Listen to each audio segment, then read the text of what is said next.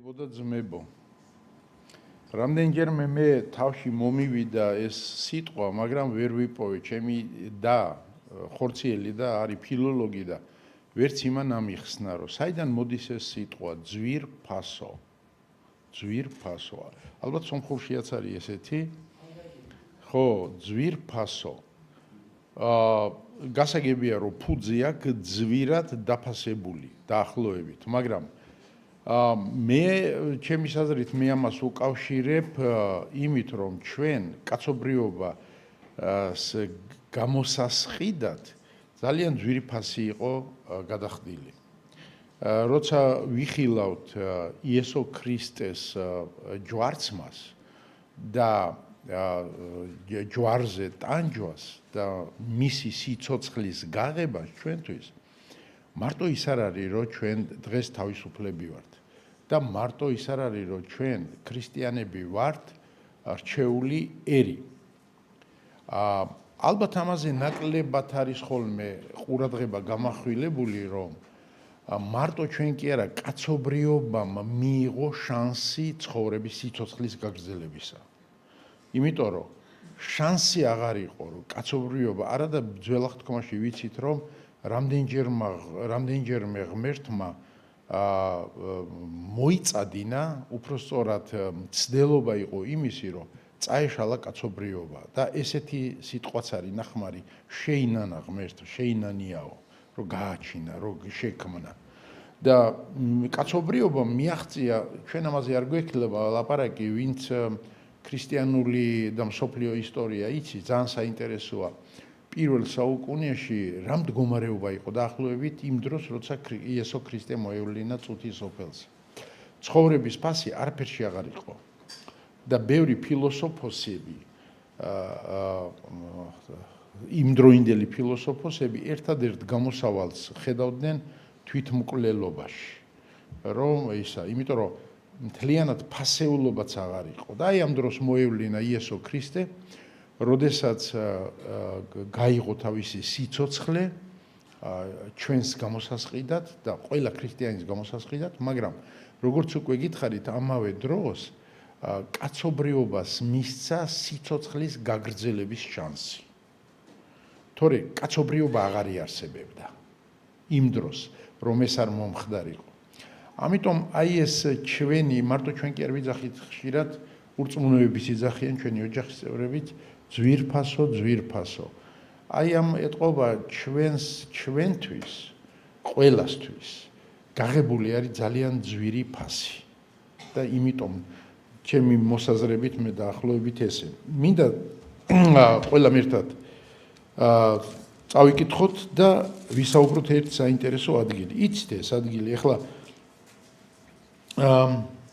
ხანდახან იტყვიან ხოლმე რა გაგიხდათ ეს ბიბლია, რომ რით ვერ დაამთავრეთ კითხვა და რით ვერ ჩაამთავრეთ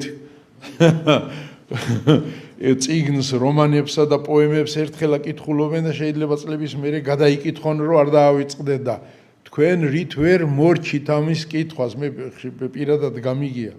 ბიბლიაში რასაც აუკითხულობთ, ახალი არაფერი არ არის, ყველაფერი ძველია, მაგრამ რა ძველია, ყველაფერი არის მართლა ძვირფასი და ორიგინალური. ამიტომ ახალს არაფერს არ გეტყვით, ახალს არ შემოგთავაზებთ ისევ ძველი ბიბლიიდან ის, რაც 1000-ჯერ გაქვთ საკითხული და 1000-ჯერ გაქვთ გაგონილი და მათ შორის ქადაგებებიც, იმიტომ რომ ნებისმიერი ადგილი რო აიღო, ეს არის ადრე წაკითხული. მარკოზის სახარება გადაშალეთ მე-6 თავი. 29 მუხლიდან ვკითხულობთ ასეთ სიტყვებს. კარგია რომ ბიბლიები ატაროთ და ერთ-ერთი მნიშვნელოვანი არის ხოლმე ჩემი პრაქტიკიდან გამომდინარე, რომ როცა ადამიანი თვალსადევნებს და კითხულობს სხვასთან ერთად, მაშინ ხდება დამახსოვრება. 30 მუხლიდან შეიკრიბნენ იესოსთან მოციქულები და უამბეს მას ყველაფერი, რაც გააკეთეს და რაც ასწავლეს. უთხრა მათ, წამოდით მარტო თქვენ უდაბურ ადგილას და მცირედ მოისვენეთ. ვინაიდან მრავალი იყო მიმსვლელ-მომსვლელი და საჭმელადაც ვერ იცლიდნენ. და წავიდა უდაბურ ადგილას მარტონი ნავით. დაინახეს ისინი, რომ მიდიოდნენ და ბევრმა იცნო და ფეხით გაედევნენ ყოველი ქალაქიდან და მათზე ადრე მივიდნენ. გამოსულმა უამრავი ხალხი რომ დაინახა, შეებრალა ისინი, ვინაიდან უმწყემსო ცხოვრებივით იყვნენ და დაუწყო მათ მრავალი რამის სწავლება. უკვე გვიანი ხანი იყო, რომ მივიდნენ მასთან მისი მოწაფეები და უთხრეს, უდაბურია ეს ადგილი და უკვე გვიანი დროა. გაუშვი ისინი, რომ წავიდნენ ახლომახლო დაბა სოფლებში და იყიდონ თავისთვის საზრდო. მაგრამ მან მიუგო და უთხრა, თქვენ მიეცით მათ საჭმელი. ხოლო მათ უთხრეს, წავიდეთ და 200 დინარის პური ვიყიდოთ, ამათ მივცეთ საჭმელად? უთხრა მათ, რამდენი პური გაქვთ? წადით ნახეთ. გაიგეს და უთხრეს, 5 პური და 2 თევზი. მაშინ უბრძანა მათ, ყველანი ჯგუფ-ჯგუფად დამსხდარიყვნენ მწვანეზე, დასხდნენ მწყობრად 100-100-ად და 50-50-ად. აიღო 5 პური და 2 თევზი, ცასახე და აკურთხა, დატეხა პურები და მისცა თავის მოწაფეებს, რომ მათთვის ჩამოერიგებინათ და 2 თევზის დაუნაწილა ყველას. ყველამ ჭამა და გაწყა. ეს ახდება გალილეიაში. იმ ქრისტეს დროს სამნაწილად იყო დაყოფილი, როგორც ადმინისტრაციული ტერიტორიის ისა, სამნაწილად იყო გაყოფილი ისრაელი. სოლომონის დროს გაიყო ჯერ კიდე 2 ნაწილად და მერე მესამე დაემატა. ქვევით სამხრეთით იყო იუდეა, ჩრდილოეთით იყო გალილეის ტერიტორია, რასაც ეძახოდნენ და საინტერესოა, რომ შუაში კიდე იყო სამარია. სამარია გაჩნდა დაახლოებით 722 წელს, როდესაც ასირიელები მოვიდნენ და 10 ტომი დაიპყრეს და გადაასახლეს ასირიაში, სამაგიეროდ ებრაელების ტერიტორიაზე დაასახლეს წარმართები. და აი ეს მოხდა გაუთვალისწინებელი რამ, რომ ებრაელები და ეს წარმართები შორის მოხდა შერეული ქორწინება. და ფაქტიურად ნახევრად ებრაელები იყვნენ და ნახევრად წარმართები იყვნენ, თუმცა ღმერთის წამდათ, მაგრამ იერუსალიმში არ ჩადიოდნენ სალოცავად და იმის ღმერთის თაყვანსაცემად, არამედ გერიზმის მთა ჰქონდათ არჩეული და ეს იაკობის ჭასთან ქალს რო შეხვდა, იქიდანაც ჩანს. და თითქოს ეს იყო როგორც აი დღეს რაც შევადაროთ. აი ან სამხრეთ ოსეთი, ან ყარაბახი, ან აი ესეთ მდგომარეობაში. ამიტომ ებრაელებს ჰქონდათ ძალიან დიდი პრობლემა, რომლებსაც უნდათ რომ წასულიყვნენ ჩრდილოეთით, სამარია უნდა გაევლოთ. არა და ეჯავრებოდათ ეს სამარიელები. ან ზემოდან გალილეიდან ვისაც უნდა იერუსალიმში ჩასულიყო, ეს ტერიტორია უნდა გაევლოთ. და ბევრნი ცდილობდნენ, ორთოდოქსები ცდილობდნენ, რომლებიც ძალიან მოშურნეები იყვნენ, რომ ის ზღვის გასწვრივ, მაგრამ რაკიღა მოკლე გზა იყო, მაინც უხდებოდათ ამ სამარიის გავლა. და აი ეს ტბა, რომელიც ნახსენებია, გალილეის ზღვა ნათქვამია, თორე ეს ტბა არის, ჩემი თვალით ამაქვს ნანახი, რამ ხელა დაახლოებით იქნება 21 კილომეტრი, როგორც ამბობენ 21 კილომეტრი სიგრძე და 12 კილომეტრი სიგანე. ისე რომ სევანის ტბა 3-4-ჯერ უფრო დიდია, ვიდრე ეს გალილეის ტბა.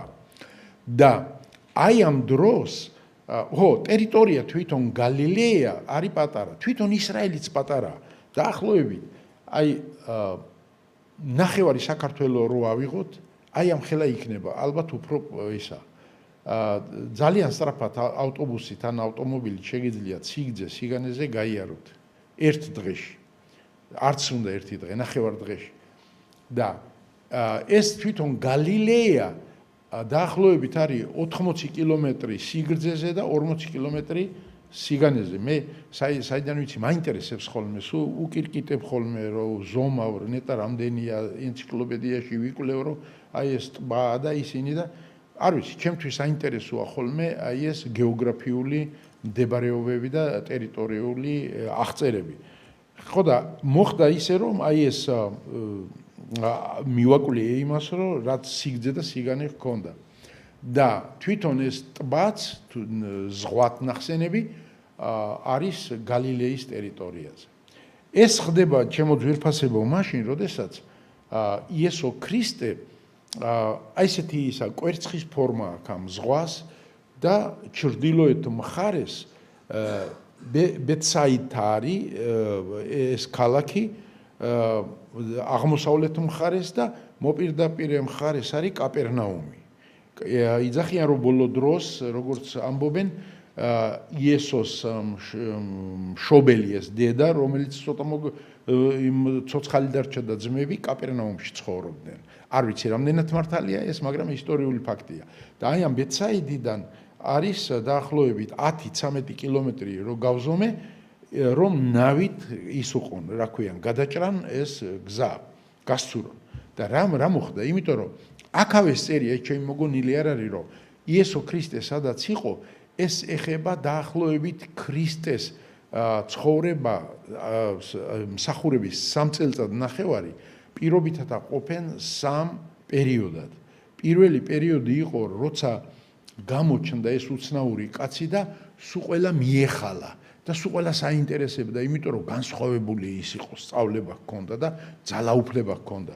მეორე ნაწილი პერიოდისა იესოს მსახურებიდან არის, როდესაც დაინახეს, რომ უბრალო ხალხს მოსწონდა, მაგრამ მღვდლებსა და ფარისევლებს არ მოსწონდათ იმის გამო, რომ ყველა სიტყვა და ყველა იესოს ქადაგება იყო მათ წინააღმდეგ, მათი თვალთმაქცობის წინააღმდეგ და მესამე პერიოდი არის ბოლო წელი, როდესაც უკვე მტკიცედ გადაწყვიტეს, რომ უნდა მოვკლათ, მოვიშოროთ ეს კაცი.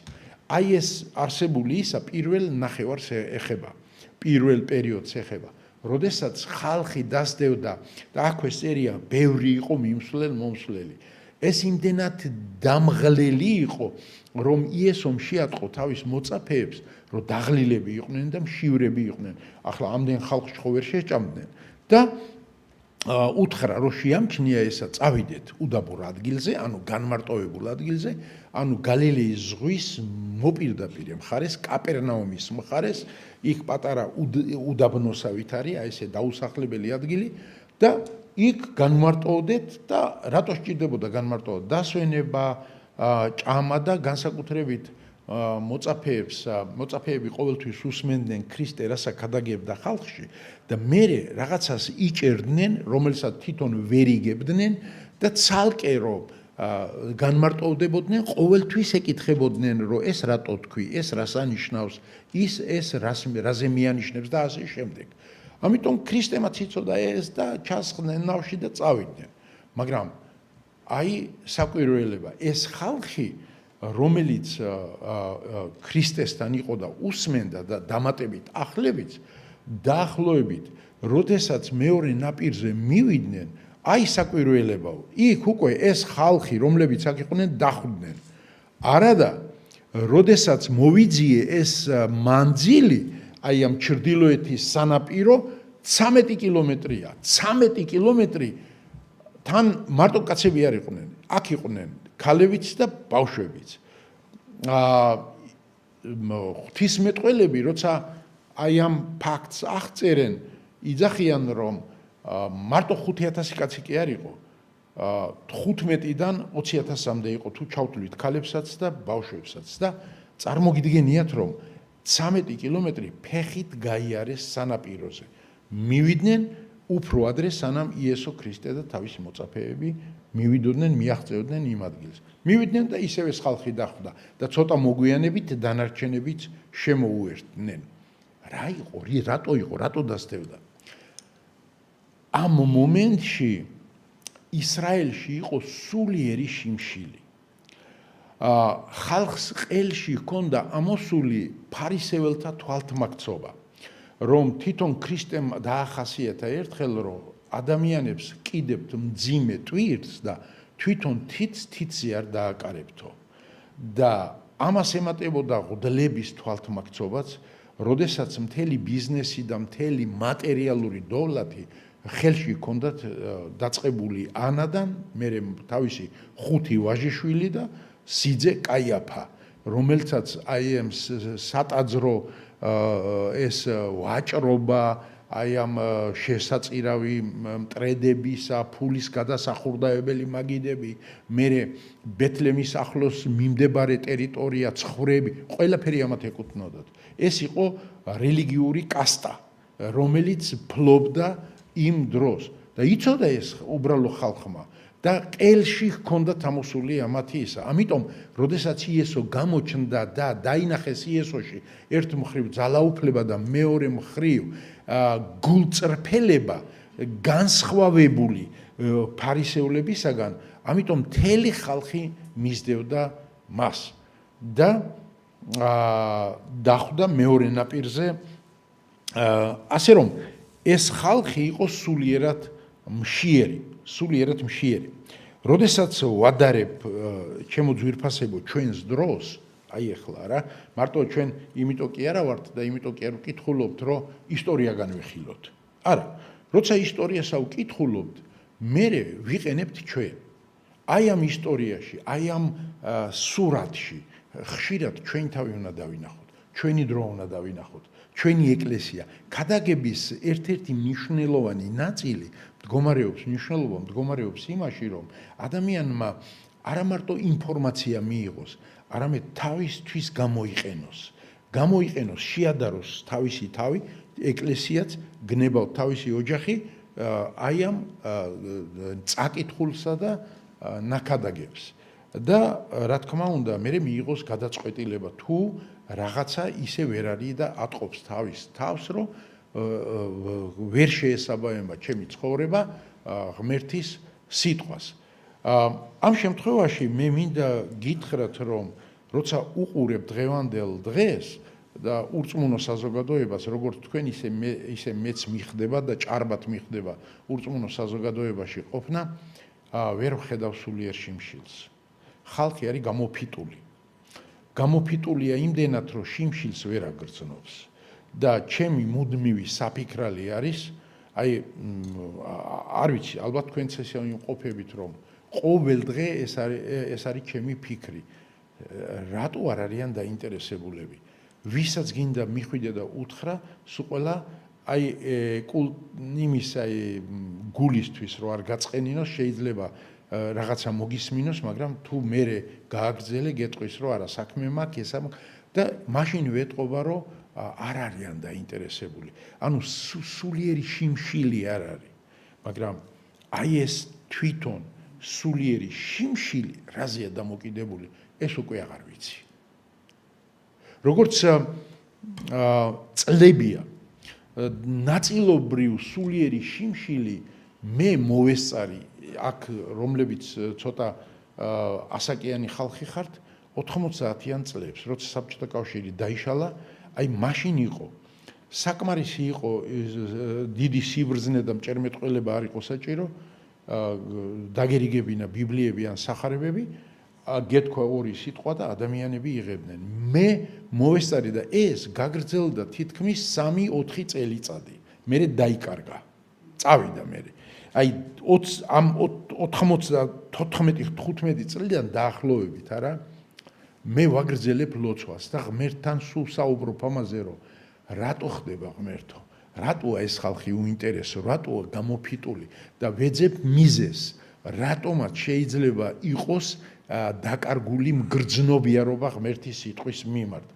ერთ-ერთ ადგილზე მივაკლი ასეთ რამეს, რომ ყველგან სადაც დიდი გამოღვიძებები იწყებოდა და ყველაზე დიდი გამოღვიძება ისტორიაში მოხდა ამერიკის შეერთებულ შტატებში, როდესაც პირველი იმიგრანტები გადასახლდნენ იქა, მერე მოხდა შოტლანდიაში დიდი გამოღვიძება და მერე მოხდა კორეაში, სამხრეთ კორეაში დიდი გამოღვიძება.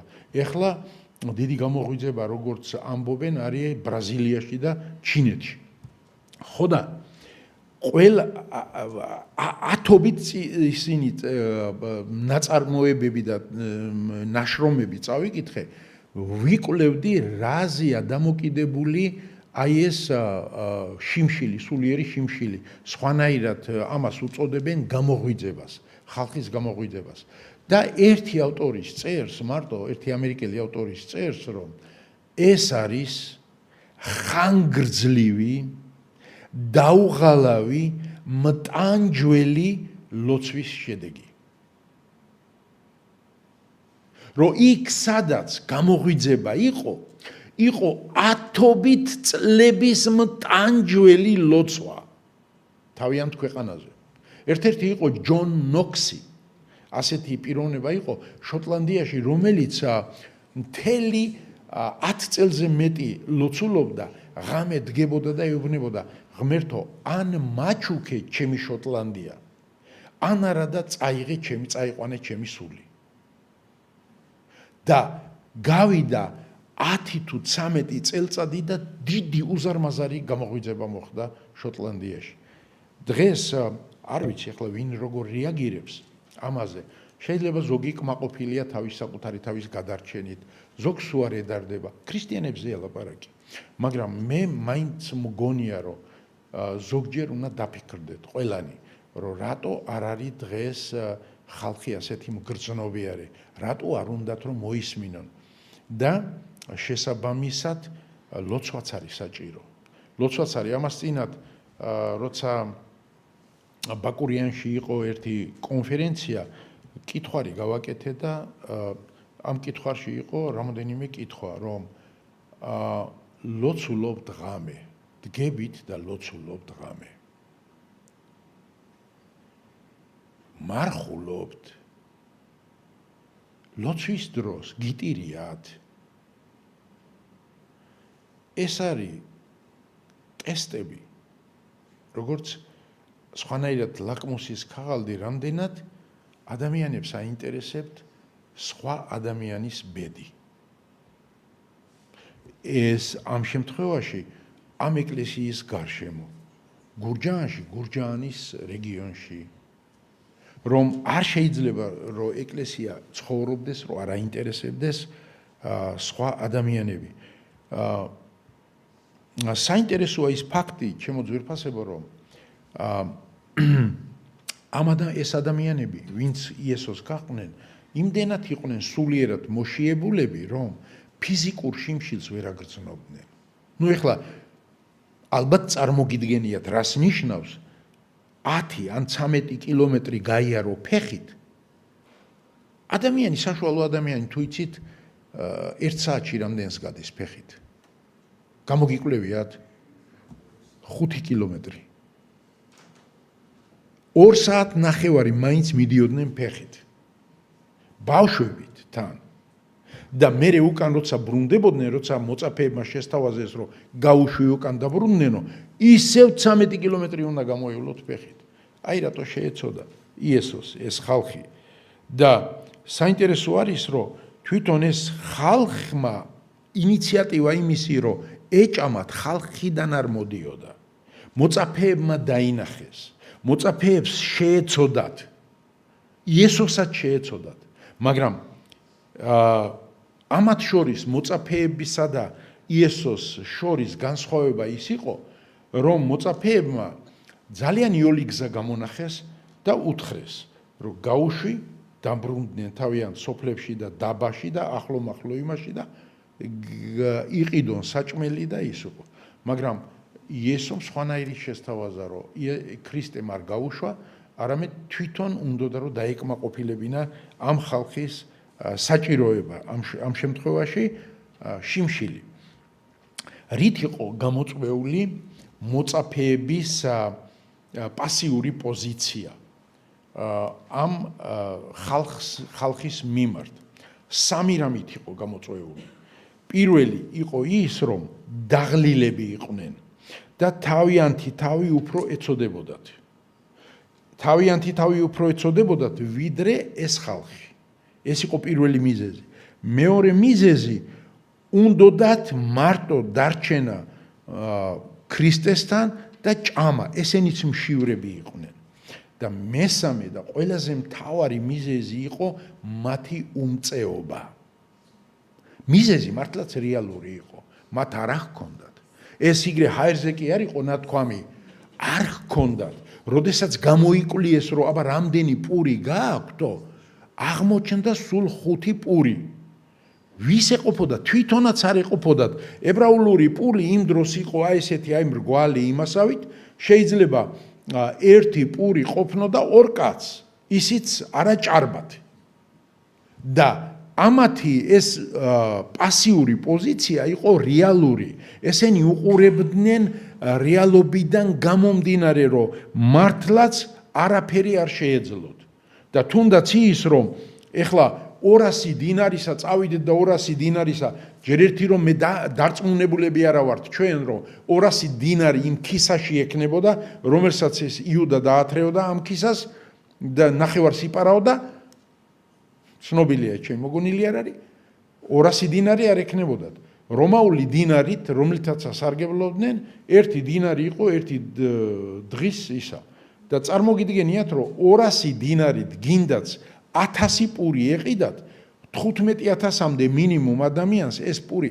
არ ეყოფოდა არც ფული ჰქონდათ და ვერც იყიდნენ და რომც ჰქონოდათ ახლო-მახლო ამდენ პურს ვერ იყიდნენ ვერც ბაზარში და ვერც სოფლებში ამიტომ იყო ამ მოწაფეების ესეთი პასიური პოზიცია მაგრამ მე მინდა კიდევ გადმოვინაცვლოთ ამ ჩვენს მხარეს ჩვენს დროში და შეგეკითხოთ და მე არა იმდენად რომ შეგეკითხოთ არამედ მინდა რომ ჩაიხედოთ საკუთარ გულში ყველამ ჩაიხედოთ საკუთარ გულში ურწმუნო ადამიანებთან ესენი იქნებიან ჩვენი ნათესავები თუ ესენი იქნებიან მეზობლები თუ ეკლესიის გარშემო ხალხი იმიტომ კი არა რომ ვიღაცის წინაშე თქვათ რომ მე ესე არა აი ჩაიხედეთ საკუთარ გულში და თქვით როგორი დამოკიდებულება გააქვთ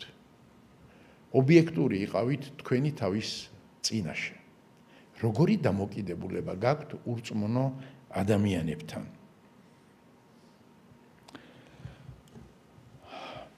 ჩემი აღიარება არის ერთი ცუდი რასაც ნეგატიურად ვიხსენებ ხოლმე 90-იან წლებში როდესაც გურჯაანის სავადმყოფოში მუშაობდი მაშინ სასწრაფოები არ იყო დენი არ იყო გაზი არ იყო ტრანსპორტი არ იყო და ყოველ ღამე ვიყავი შეწუხებული განსაკუთრებით ზამთრის პერიოდში რომ შუაღამისას როგორც ყოველთვის იცით თქვენ ალბათ ვისაც წნევა აქვს ვისაც რაღაცა ტკივილი აქვს ნახლის ბუშტისა და იმისა მაინც და მაინც ღამე ეწყებოდა ტკივილი და იქიდან კარებიდან მეძახდნენ ლევანი ექიმო და ვდგებოდი იცით როგორ ავდგებოდი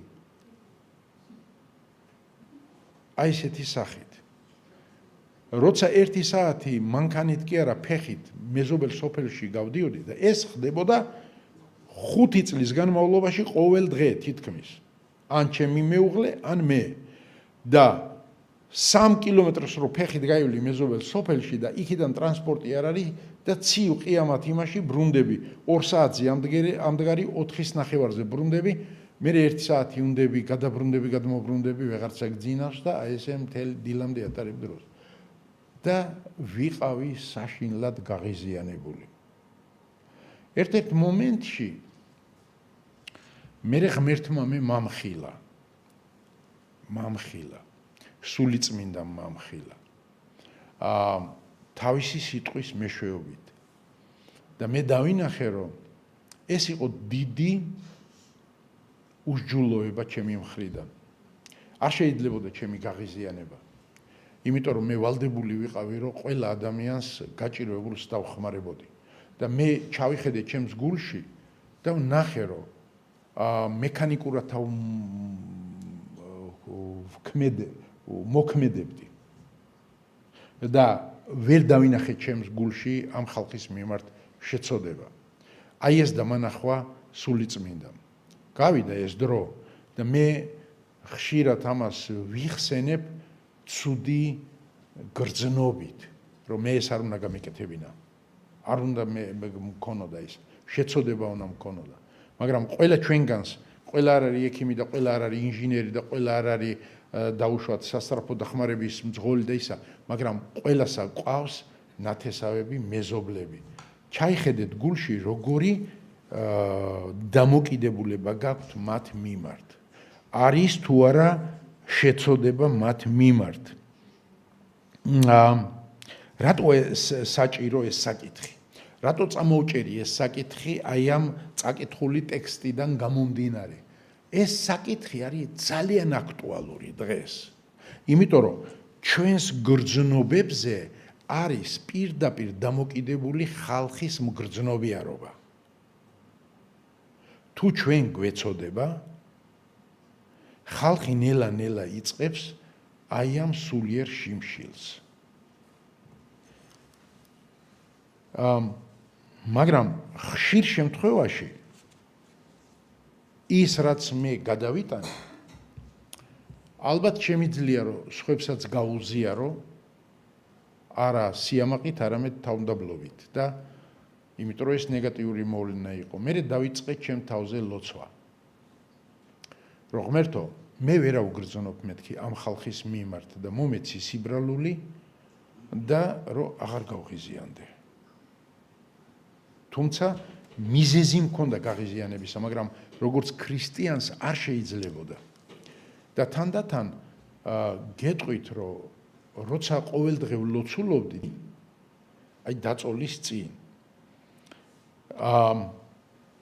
რამდენჯერმე მოხდა ისეთი შემთხვევა, რომ ძილში გავიგე ხმა, ლევანი, წამოვდექი გავიხედე, გამოვიხედე, იქით არავინ არ არის.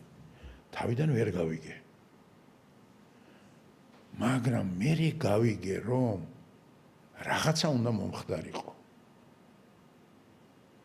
ავდექი ინტუიციით ნელა-ნელა ჩავიცვი ტანსაცმელი თბილი, ისე რომ ჩემმა მეუღლემ ვერც გაიგო და დავჯექი საწოლზე.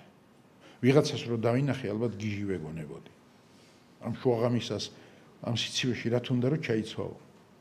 გავიდა 5 წუთი და იმავე ხმით დამიძახა მეზობელი შაშიან ეძახიან სოფელი, ვიღაცამ იმავე ხმით ლევანი ექიმო. მე არც მიპასუხია გამზადებული ჩავეცი.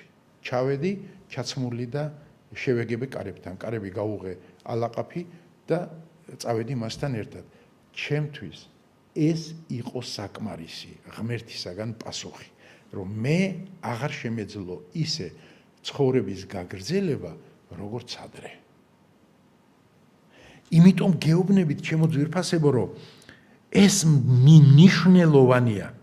დღეს მეორე აღიარება ჩემი არის არა ჩემს თავზე, არამედ ეკლესიის მდგომარეობაზე. დღევანდელი ეკლესიები მე არ მყავხარ თქვენ მხედველობაში. ის ეკლესიები მყავს მხედველობაში, რომელსაც მე ხშირად მიხდება ყოფნა და აი ზოგჯერ ყოველ კვირა მივდივარ. დღეს ეკლესია იქცა ფარისეველთა სექტად. უმეტესი ეკლესია. მაპატიეთ ამ გამოთქმაზე და არ გამაგდოთ ამაზე, რომ ესეთი რამე ვთქვი. მაგრამ ფარისეველთა სექტას დაემსგავსა დღევანდელი ეკლესია. ეკლესია გადასული არის თვითმომსახურეობაზე. თავიანთ თავის გარდა აღარაფერი აღარ ახსოვთ. აღარ ახსოვთ, რომ მათ გარშემო ურწმუნოები არიან და აღარც ფიქრობენ ურწმუნოებაზე. რომ რაც ებრაელთა ერმა მიზანი დაკარგა, დღეს ეკლესიამ ის იგივე მიზანი დაკარგა. ეკლესიას არ ავალია თავის მომსახურეობა. ეკლესია არის როგორც სანთელი და მარილი. ეკლესია არის იმისთვის, რომ სხვას გაუნათოს, სხვა შეიცოდოს, სხვა მოიყვანოს. ეკლესია მოხსენიებული არის მდედრობითი სქესისა, სადაც ეკლესიაში უნდა იბადებოდნენ ახალი სულები. რომელი სულები? ისინი, რომლებიც მოდიან ახალი ეკლესიაში.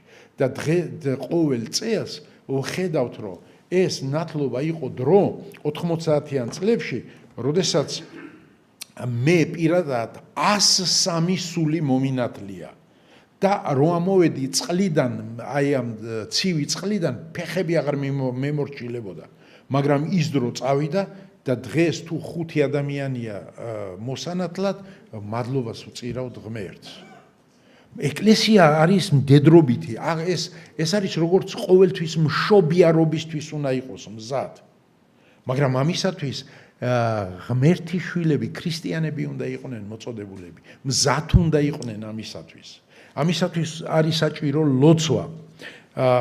ეს სიტუაცია გვიჩვენებს თვითონ ეკლესიის მდგომარეობას, რომ რაში გვიჩვენებს, რომ როგორც ის მოწაფეები ქრისტეს გარეშე იყვნენ უმწეოები და ერთმანეთს უყურებდნენ და არ იცოდნენ რა გაეკეთებინათ ამ მშიერი დაღლილი ადამიანებისათვის, 15,000-მდე ადამიანებისათვის, დღეს აესია ეკლესია ქრისტეს გარეშე.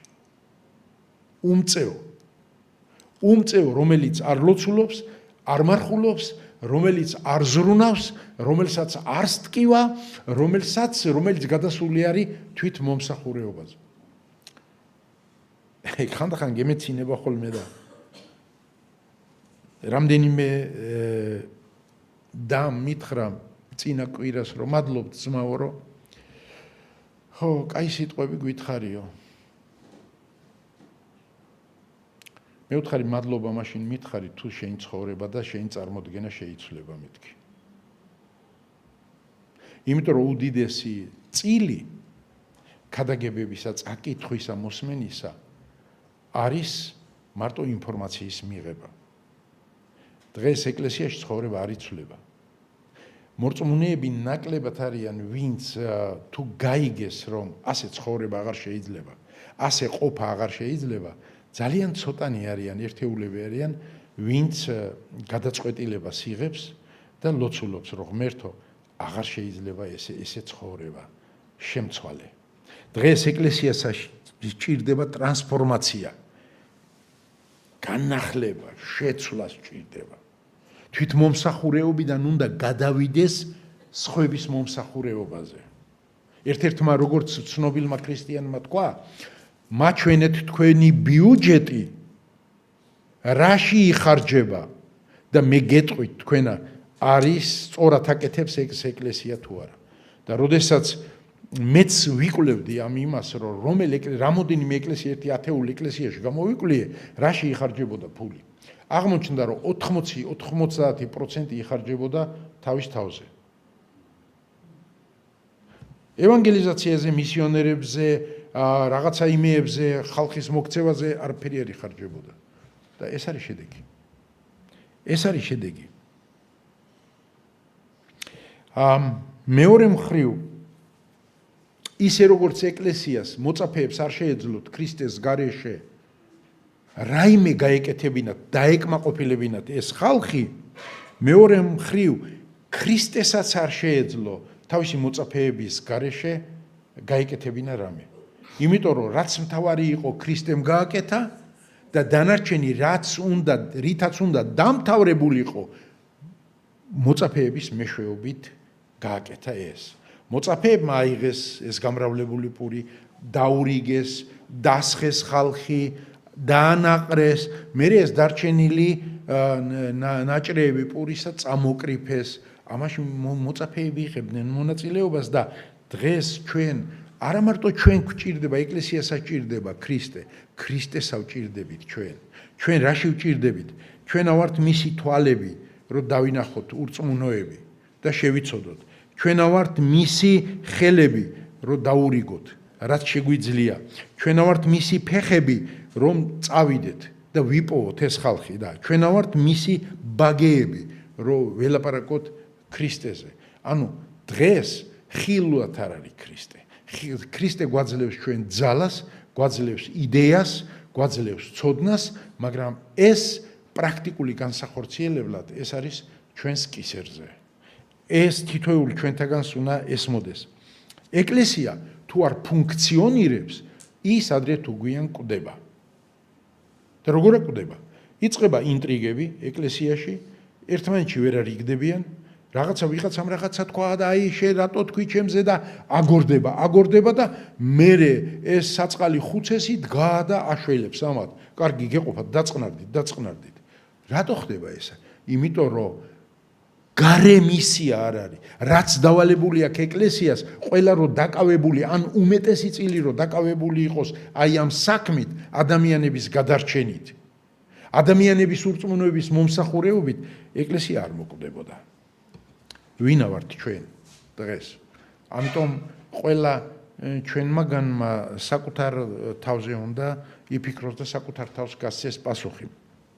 გადაწყვეტილება. არს წაკითხული იმიდან, გადაწყვეტილება ქრისტემაც მიიღო და მოწაფეებმაც მიიღეს. რომ მოწაფეებმა მიიღეს რენტაბელური გადაწყვეტილება, გაუში წავიდნენ თვითონ დანაყრდნეს, მაგრამ მიზეზი უკვე გითხარით, არა გვაქვს, რაცა გვაქვს, ჩვენთვის აგვაქვს, 5 პური გვაქვს და ეს ჩვენთვის და იმათ არ ეყოფა. ეს არ არის მოგონილი, ეს იყო მართლა რეალობა. ან ძალიან ძნელია, მოდი ახლა კი ჩვენ ისეთ თემებს არ ვეხებით, რომ აი რაც ანგელოზების სფეროს შეეხება. ეს ჩვენ ვლაპარაკობთ იმაზე, რომელიც თითოეული ჩვენთაგანს შეუძლია ან გააკეთოს, ან არ გააკეთოს. ეს არის ჩვენი რეალური ცხოვრება. მართლაც ძნელია, ამ რეალური ცხოვრებიდან გამომდინარე, ძნელია, რომ რაც შენთვისა გააქვს, ადგე და მისცე სხვას. ძალიან ძნელია. მოდი აბა ეხლა ვიღაცამ მითხრას, რომ გაიხადე პიჯაკს იოლად მივცემ. კი ბატონო. ვიღაცამ რომ მითხრას საათი, საათსაც იოლად გავიმეტებ. მაგრამ თუ ვიღაცა მეტყვის, რომ აი რითაც დადიხარ ავტომობილი მომეცი, ცოტა დავფიქრდები. მე რით ვიყიდო მე? რით ვიარო? არის რაღაცეები, რაც ძალიან ძნელია. ამ შემთხვევაში 5 პური ჰქონდათ და ეს თავიანთვის ჰქონდათ. თავისთვის ჰქონდათ და ძნელია ამისი მიცემა.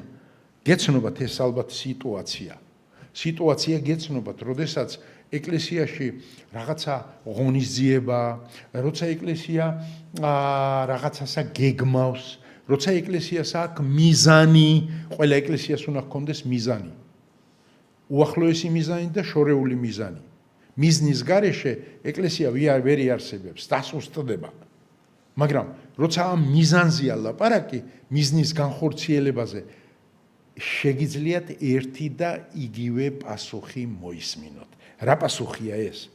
მე ცოტა მაქვს, მე არა მაქვს, რა გავიღო? არა მაქვს მიათე ფული და მიათეც როგორ დავდებ? ან ვიღაცას როგორ დავეხსნა? მე ღარიბი ვარ. მე არ მაქვს ამისი ნიჭი, რომ წავიდე და ვიქადაგო. მე არა მაქვს ამისი დრო, რაც დრო მაქვს, ძლივს ვახმარ ჩემ ოჯახს და ძლივს ვასწრებ სამუშაოდან აქამდე. ენერგია არა მაქვს, შვილო მოხუცები იძახიან და აბა მე რა შემიძლიან ჩემგან რა სიტყოთ? არა მაქვს. იყო ერთი გასულ საუკუნეში ერთი დიდი ქრისტიანი მოღვაწე, ერქვა გიორგი მიულერი. 2000 ბავშვი ჰყავდა, უპატრონო დადიოდა ქუჩებში დადიოდა და მაწანწალა ბავშვებს აქუჩებდა. მთავრობა მისცა იმისი უფლება და ბოლოს 2000-მდე რაღაცა უბრალოდ ისა აშენა, აი ეს როგორც კაზარმები და ბავშვები ჰყავდა, აჭმევდა, ასმევდა, აცმევდა და მერე ქრისტეზე ასწავლიდა ამ ყველაფერს. მოხდა ისე, რომ მთლიანად ღმერთზე იყო ჩამოკიდებული. ბიუჯეტი არ ჰქონდა, დაფინანსება არ ჰქონდა მთავრობისაგან. ვიღაცეები თუ გაიგებდნენ, იმათ მოჰქონდათ და ისა. მოხდა ისე, რომ ერთი მშვენიერ დღეს მთელი დღე ბავშვები იყვნენ მშივრები. გაუთავდათ ფქვილი, გაუთავდათ პროდუქტი, საჭმელი. ეს კაცი არ დაიბნა, პანიკაში არ ჩავარდა. არამედ დასხა ბავშვები და უთხრა, ილოცეთ ბავშვებო. და თვითონ დაიწყო ლოცვა და უთხრა, ღმერთო, ჩემთვის არ მინდა. აი შენი გაჩენილი ბავშვების გულისთვის მინდა. შენზე ვართ, ჩვენა ვართ გლახაკები, მათხოვრები, შენზე ვართ დამოკიდებული. და დაახლოებით 20 წუთი თუ რაღაცა რო ლოცულობდა, ლოცვა არ ჰქონდა დამთავრებული, რომ ვიღაცამ ტაჭკით, მაშინ ხო იცით რას ეძახოდნენ ბებოლკა თუ რაღაცა ის რო იყო, ფაეტონი იყო, ცხენი შებმული და ისა, კარიბჭეში შემოვიდა და დაინახა, რომ მოიტანა ერთი დიდი ფლიაგა ესა თაფლი, მოიტანა კარაქი, მოიტანა გამომცხვარი პური და ასე შემდეგ. მეორე მაგალითი ალბათ ყველა მიცით დედა ტერეზა. დედა ტერეზამ როდესაც დაიწყო მსახურება გრძნობიარე გულისა და ცარიელი ხელების გარდა არაფერი არ ჰქონდა. არაფერი არ ჰქონდა. მე ამას ეს მაგალითი რატომ მოგიყვანეთ? იმიტომ რომ ბევრი ვინც იმართლებს თავს, რომ დრო არ მაქვს, ენერგია არ მაქვს, თანხა არ მაქვს, მე რა უნდა ისყო, ქონება არ მაქვს, დრო არ მაქვს და ასე შემდეგ. აი დედა ტერეზასაც არაფერი არ ჰქონდა ცარიელი ხელებით, მაგრამ ისე აკურთხა ღმერთმა, რომ მთელ სოფლიოში მიმდევრები ყავდათ და მთელი ეს შემონაწილეები, რაც იყო ნობელის პრემია რომ მისცეს, მთლიანად აი ამ დაჩაგრულ და უბედურ ხალხს ახმარებდა. იცით ალბათ გაგიგიათ ეს. მაგრამ მთავარი რა არის ამაში, ამ საქმეში ჩემო ძვირფასებო? მთავარი ამ საქმეში ის არის, რომ ნიშნულოვანი ის კი არ არის, რამდენი გაქვს და რამდენი არა გაქვს. რამდენი დრო გაქვს და რამდენი არა გაქვს. ენერგია გაქვს თუ არა გაქვს. რაცა გაქვს, აი ამდენი. როგორც ამ ბავშვმა მიუტანა იესოს 5 პური, ბავშვს რო დარჩენოდა ეს პური, ან თუნდაც მოციქულებს რო დარჩენოდათ ეს პური არ გამრავლდებოდა. ამათ მიუტანეს იესოს და ხელებში ჩაუდეს. მხოლოდ ამის შემდეგ იესომ მოახდინა თავისი ლოცვით ისე, რომ გაამრავლა ეს პური. და აი ანალოგიურად თუ მცირედი სიცოცხლე გაქვს, თუ მცირედი ენერგია გაქვს, თუ მცირედი თანხა გაქვს, თუ დრო არა გაქვს, მთავარი ეს არ არის რამდენი გაქვს. მთავარია რომ ეს ყველაფერი ჩაუდო იესოს ხელში და მიუტანო და უთხრა, ღმერთო, მე არ მაქვს ენერგია, მაგრამ ძალიან მინდა. ძალიან მინდა რომ გავაკეთო. მე არ მაქვს დრო და მინდა რომ მაინც დავეხმარო სხვას, უკადაგო სხვას. ღმერთი გააკეთებს თუ ეს გულით გინდათ, თუ ღმერთს აჩუქებთ, თუ ღმერთს ჩააბარებთ, თქვენ სიცოცხლეს, თქვენ ენერგიას, თქვენს თანხებს, იმიტომ რომ მე ხშირად მიწევს იმისი გამეორება, რომ დაწყებული ჩვენი სიცოცხლიდან და მერე გაგრძელებული ჩვენი სახლიდან, ჩვენი შვილებიდან, ჩვენი მეუღლეებიდან, ჩვენი ავტომობილიდან, ჩვენი სამუშაოდან არაფერი არ არის ჩვენი. არაფერი არ არის. დრო და დრო გაიმეორეთ, რომ ეს ყველაფერი შენია. და როდესაც ის რაც საკუთრება ღმერთისა ჩაუდებთ, მიუტანთ ღმერთს, ის გაამრავლებს. მოგცემთ ენერგიას, მოგცემთ თანხას, მოგცემთ სურვილსაც კი მოგცემთ. იმიტომ რომ ღმერთი სურვილებსაც, აზრებსაც კი აკონტროლებს. მოგცემთ ისა. თუ სულით გინდათ, თუ გულით გინდათ, ის გაამრავლებს ყველაფერი, რაც არა გაქვთ. და თქვენ გახდებით სასურველი ჭურჭელი ღმერთისა. და რაც დღეს არ შეგიძლიათ, შეგიძლიათ ხვალ გააკეთოთ ეს. იმიტომ რომ ღმერთი გაგაკეთებინებთ. და ბოლოს როგორც უკვე გითხარით, მაგრამ ამასაც სჭირდება არა მარტო მოსმენა, ამასაც სჭირდება გადაწყვეტილების მიღება. როცა დადგებით სალოცავად, როცა აი რო ვიტყვით, რომ ეხლა მოდი ვილოცოთ, დაანებეთ ყველაფერზე თავს. საერთოდ კი არ დაანებოთ, ჯერჯერობით დაანებეთ თავი, თორე სახში რო წახვალთ, შვილებზედაც, შვილიშვილებზედაც, მამულზე, ყველაფერზე ილოცეთ, შეგიძლიათ, იმიტომ რომ ეს ჩვენი ვალდებულება, მაგრამ ამჟამად ილოცეთ აი ამ გადაწყვეტილებაზე, რომ რაც არა გაქვთ, ის მისცეთ ღმერთს, რომ ღმერთმა გაგიმრავლოთ. გაგიმრავლოთ ენერგია, გაგიმრავლოთ თანხა, გაგიმრავლოთ სურვილები, გაგიმრავლოთ ყველაფერი, რაზედაც თქვენ წუწუნებთ, რომ ვაიმე არა გვაქვს, ვაიმე არა გვაქვს. ხო, აი ეს არის მთავარი, რომ გადაწყვეტილება მიიღო.